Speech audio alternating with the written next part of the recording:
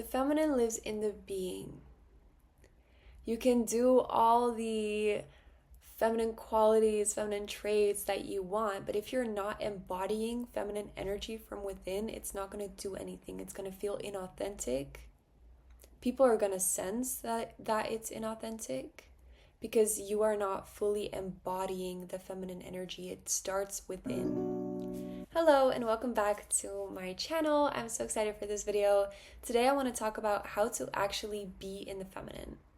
I won't tell you that you need to soften your voice and speak slowly and move a certain way. No, I'm going to tell you how to embody the feminine from within so the natural expression of the feminine will come out automatically with that.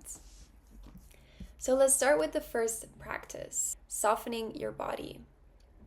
We hold so much tension in our bodies, especially as women. We have so much tension in our hip area, and feminine energy thrives in softness, in a relaxed state. She's relaxed. So notice where you find tension in your body and slowly start building a practice to let that go. Being in our feminine often begins with letting go of tension and relaxing into softness, relaxing into release. So the practice that I want to invite you to do here is a body scan. And you can do this just small, like throughout your day. You can do this before you go to bed or when you wake up. Just a small body scan where you can even do it with me right now, where you close your eyes and you start bringing your awareness back to your breath. And where you're noticing first the top of your head, is there any tension? Let it go. Your face, can you relax the muscles in your face? Let go of any tension there. Your neck, your shoulders, your chest and your belly and your hips and your arms. And on your exhales, can you just release and let go of any tension there? And your legs and your feet, your hips. And just noticing where there's any tension, directing your breath there, and then releasing it, softening it. And that's just like a small, it can take a few seconds, it can take a few minutes, even longer, where you're just doing a body scan, where you're just practicing releasing some of the tension that you unconsciously may be holding on to in your body. Especially with the busyness of everyday lives, we often we walk around like this and our face is tense, and you can just relax everything. And once you bring awareness to the fact that it is tense in the first place, only then you can relax it. So just bringing that into your day a little bit. The second practice I want to tell you is cultivating presence. Like I said before, the feminine lives in the present moment. She is in the being. She is in the now. And being present helps us step out of the mind, out of the masculine. I like to believe the feminine lives in the body and the masculine lives in the mind. So to step out of the mind, sink into the body, and just experience being for a moment. So one of my favorite practices to become more present is just really tapping into your senses. Just taking moments in your day where you're focused on, okay, what am I hearing right now? What am I feeling? What am I smelling? What am I sensing? Just really bringing it back to sensations. And this can be when you're eating something, when you're drinking something, maybe when you're outside, you can smell the crispiness of the air, or just anywhere. There's so many stimulants around us that we often don't even notice it anymore. So when you start paying a little bit more attention to your surroundings and your senses, that can already bring you back into their body. I like to think of it as the senses are the entrance of the body. It's how you experience the world.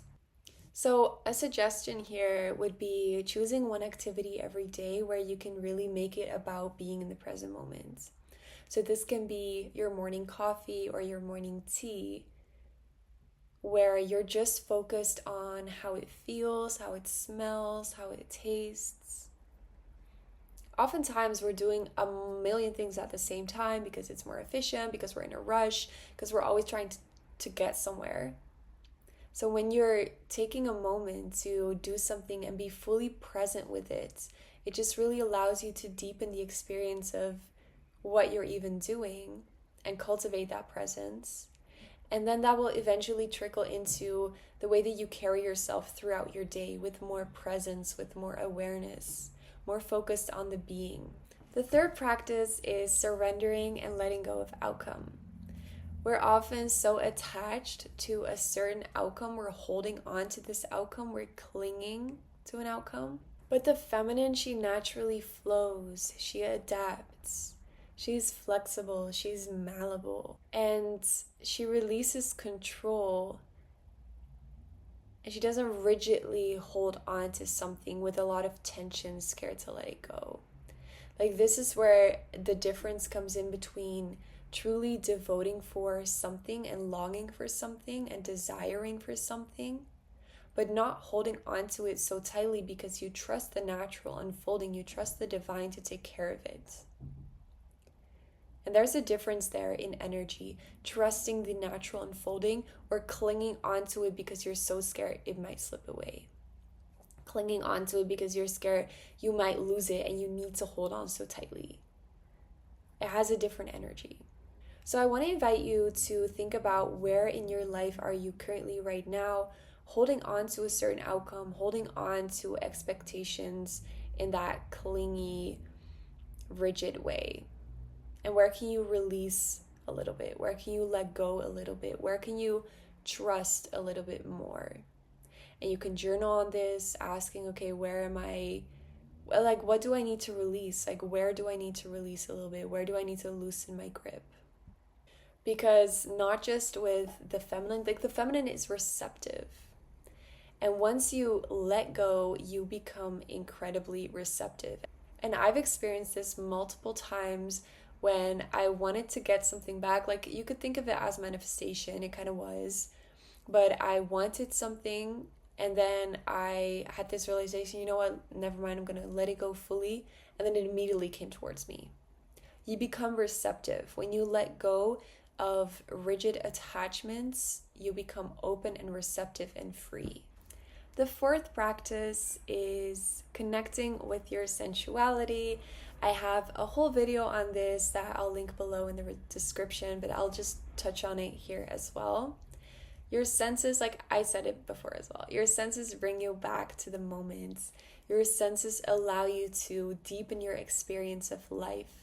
And with sensuality comes flow, comes softness, comes presence. I love my expression of my sensuality as really a deepening into my feminine as well, because it's such a beautiful practice to really bring it back to the energetics and to the flow and to the just really the sensual aspect of the feminine. So one practice that I want to suggest here is movement, and that's moving your body in a way that feels natural, that feels flowy, that feels sensual. So I like to, get a yoga mat, get on all fours, and just really start moving your body back and forth, getting into cat-cow, getting into child's pose, and just really shifting between those movements and going forward, going sideways, just really tapping into the way that your body wants to move in that moment. Really tapping into your sensuality, how it feels in your body. And sensuality is feeling the experience fully. It's savoring the experience.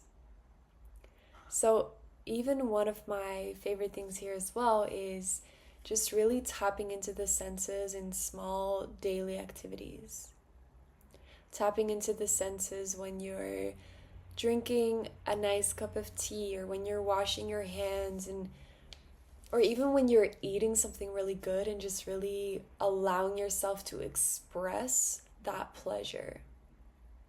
Really allowing yourself to express how good it tastes. Like, it tastes so good. Just like those kind of things. So, the fifth practice I want to invite you to consider is inviting longing and devotion. Because the feminine is yearning. She yearns. She has heart's desires that she yearns for.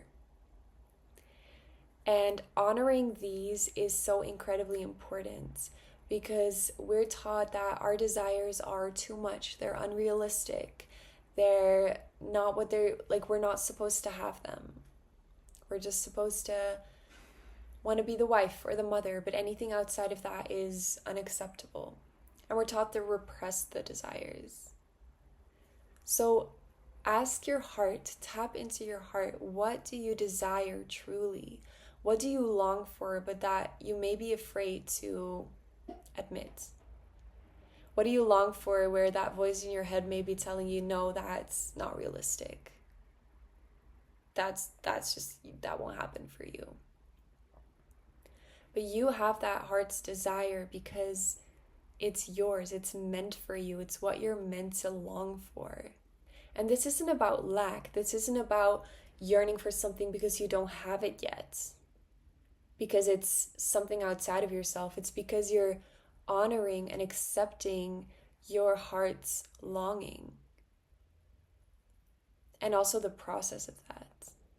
And also the deep trust that comes with truly honoring your heart's desires. So I want to invite you to reflect on your true desires. What brings you passion? What brings you joy? What does your heart yearn for? And own your desires. Write them down. Talk about them. Like, own them. They're yours. And anything that you repress is going to settle down into your body and be very uncomfortable. So own it. Accept it. And a suggestion I want to make here is write out a list of your heart's desires and spend a moment each day visualizing them. And when I say visualizing them, I mean really like getting into the whole experience as much as you can. Whenever I visualize something, I don't only see it, but I can smell what's around me. I can feel what's around me. I can hear what's around me. Really bringing your whole experience into that visualization. And longing doesn't necessarily mean wishing you had something that you don't have right now. It means holding space for what your heart truly desires to naturally come to you without forcing the outcome. And I just want to end with a loving reminder that the journey back home to your feminine is a journey. It's not a destination. And you can always return to these practices whenever you feel disconnected. And I also invite you to celebrate the moments that you feel a little bit more relaxed. Celebrate the moments that you feel like you're releasing some control, when you feel more connected to your desires. Because it's a process. And I just wanted to share with you these 5 practices because these are the ones I always return to whenever I feel a little bit out of touch with my feminine. These are the ones that really, really help me. So I hope that they may help you too, and I'll see you in the next one. Bye-bye.